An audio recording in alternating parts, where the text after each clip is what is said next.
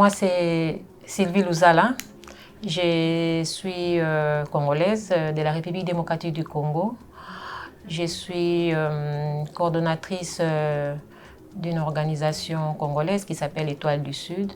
Nous luttons pour le droit à la santé pour tous, donc pour tous les Congolais et tous ceux qui ont choisi aussi le Congo comme leur seconde patrie. Ça fait aujourd'hui 29 ans. Ils traversent un temps de conflit. Donc il y a une guerre qui nous est imposée depuis plus de 29 ans aujourd'hui, que la population subit et reste vraiment dans des conditions les plus précaires parce qu'après 29 ans de guerre, vous pouvez vous imaginer qu'on a détruit toutes les infrastructures qui existaient. Déjà, ce n'était pas assez, mais maintenant là, c'est complètement démoli. Et c'est ce qui explique qu'on dit la RDC, la République démocratique du Congo, c'est un pays immensement riche avec une population pauvre.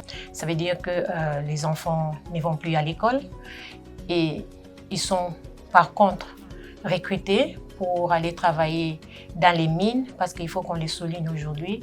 La guerre au Congo, elle est principalement économique et c'est très étroitement lié à l'extraction minière dans notre pays, dans cette partie de la République, précisément à l'est du pays, dans la province du Nord Kivu, du Sud Kivu et de ses environs. Et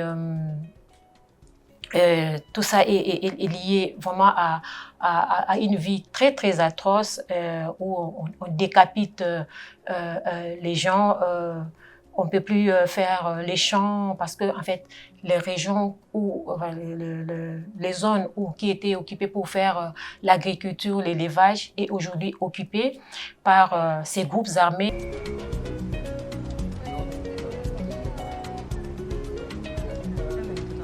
En fait, pour moi personnellement, mon travail de journaliste et mon travail en tant que défenseuse de droits, je ne trouve pas une très grande différence, mais en tout cas, je pense que ça se complète. Non, avec ce travail d'activiste, je crois qu'il y a une donne qui vient de s'ajouter, c'est que je ne m'arrête pas à l'information, mais j'accompagne ces femmes pour trouver des solutions ensemble. Je me sens plus à l'aise en étant activiste parce qu'en fait, maintenant, je vois je vois les problèmes de plus près. Parce que je visite ces femmes, je suis avec eux, je reste parfois quelques temps avec elles pour voir leur travail, pour voir leurs problèmes et on cherche des solutions ensemble. Et en tant que journaliste, ça s'arrêtait au niveau de l'information, mais maintenant là, je pense que je me retrouve le mieux parce que, je l'avais dit une fois, depuis mon jeune âge, j'ai toujours pensé avoir accès aux femmes ou aux personnes vulnérables pour leur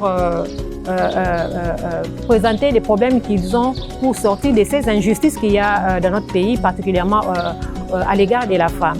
Maintenant, je me sens très très à l'aise d'être activiste et surtout être activiste et féministe